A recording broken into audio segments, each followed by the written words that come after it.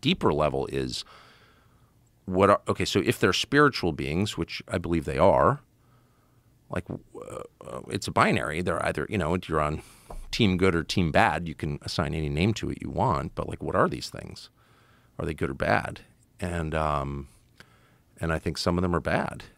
And if the U.S. government knows that, or elements, the people within the U.S. government know that, then they're serving a bad force. And well, when you say spiritual, like what makes you draw that conclusion that they're spiritual? What's the obvious? I mean, spiritual may be the wrong word. Supernatural.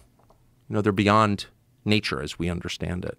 I mean, obviously they are. I mean, just chart their physical behavior. It doesn't, it goes outside of what we understand about physics.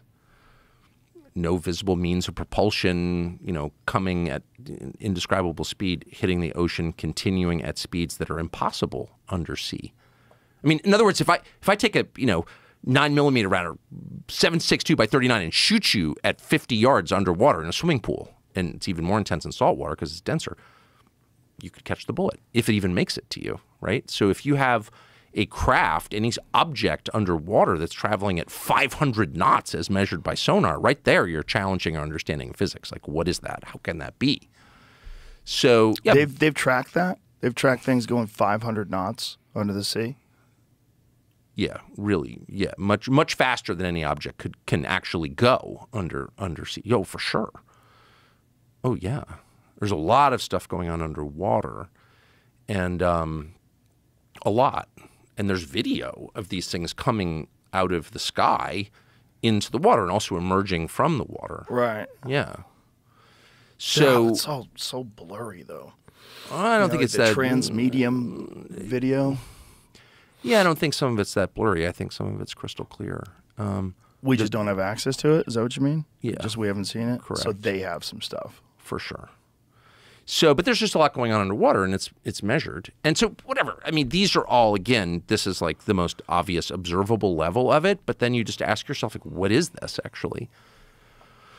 And, if there's been extensive knowledge of this for decades, like maybe 80 years at least, if not going back to the 30s, 90 years, to what end? So there are two possible explanations, obvious explanations. The first is the one you often hear, which is this is so heavy that if the public were to know about it, it would be just disruptive. It would be too scary. Like, you don't want to scare people for no good reason. There's nothing we can do about it. And you also don't want to suggest that, the U.S. military isn't capable of protecting the country, the homeland.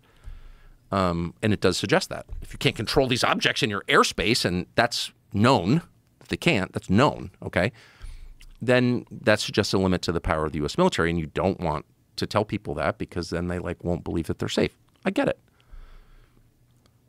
But then there's a deeper level, which is like, okay, what's your relationship with these things?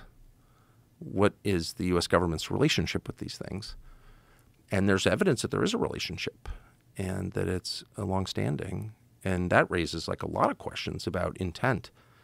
And so, like, what is that? And I just personally decided, and people have been hurt by these things. That's a fact. That's a fact. It's a knowable fact. It's a provable fact. And killed.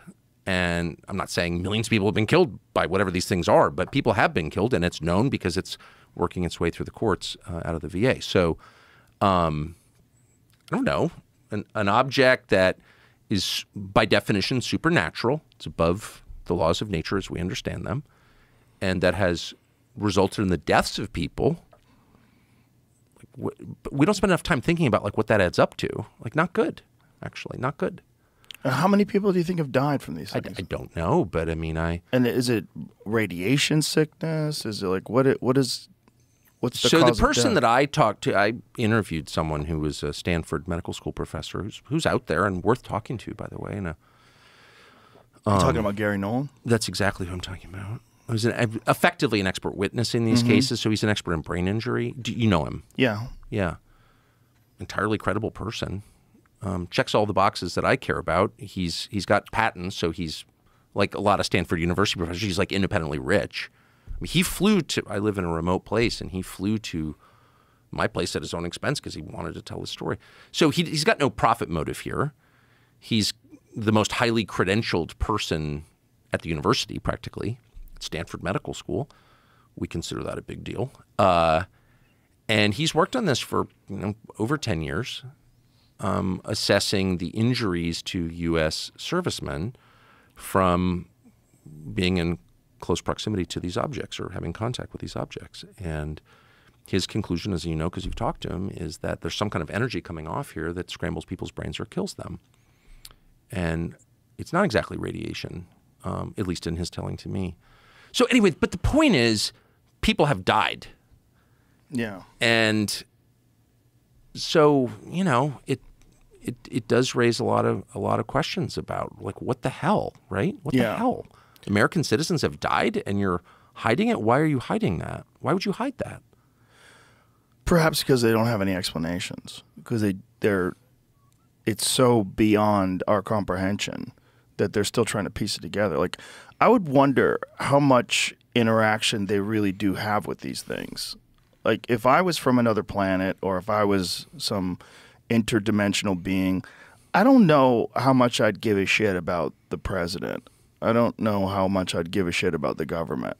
I would probably look at this infantile race, this species, this bizarre territorial apes with thermonuclear weapons, this very weird species. I'd probably look at them as very chaotic, and I wouldn't really have much concern for who's running it, especially if they have the ability to travel at insane speeds and go undetected. And well, it depends. Like that. Okay, so the template that you're using to understand this is like science fiction, right? These are an advanced race of beings from somewhere else.